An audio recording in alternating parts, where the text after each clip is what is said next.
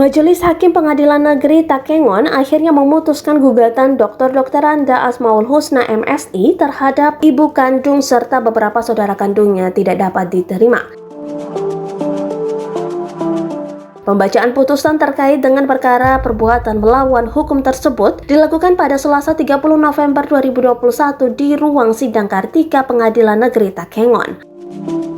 Adapun tergugat terdiri dari Kausar yang merupakan ibu kandung dari Asmaul Husna selaku penggugat dalam kasus menghebohkan ini. Selain itu, keempat saudaranya juga ikut digugat yaitu Alvina, Fauzi, Mukhlis, dan Rahmi. Kasus gugatan ini sebelumnya sempat viral bahkan menjadi perbincangan seantero negeri lantaran Asmaul Husna dinilai tega menggugat ibu kandungnya sendiri hanya gara-gara harta warisan.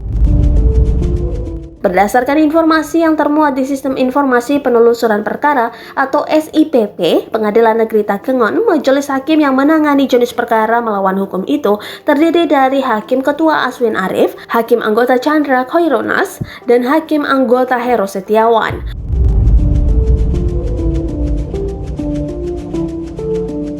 Dilansir dari seramvideos.com, Humas Pengadilan Negeri Takengon Fadli Maulana pada Selasa 30 November 2021 membenarkan bahwa majelis hakim telah memutuskan perkara gugatan melawan hukum dengan putusan gugatan penggugat tidak dapat diterima.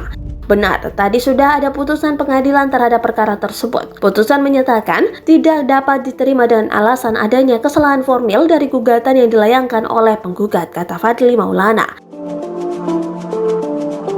Dia menyebutkan, putusan majelis hakim menyatakan gugatan penggugat tidak dapat diterima dan bukan ditolak. Bedanya ditolak, artinya sudah dipertimbangkan pokok perkaranya, tetapi jika tidak dapat diterima berarti ada cacat formil pada gugatan. Selain itu, Pengadilan Negeri Takengon sama sekali belum menyentuh pokok perkara terkait dengan kepemilikan satu unit rumah yang ada di Kampung Blangkolak 2, Kecamatan Bebesen, Kabupaten Aceh Tengah, Papardia. Jadi, belum dinyatakan pemiliknya siapa karena cacat formil pada gugatan, pungkasnya.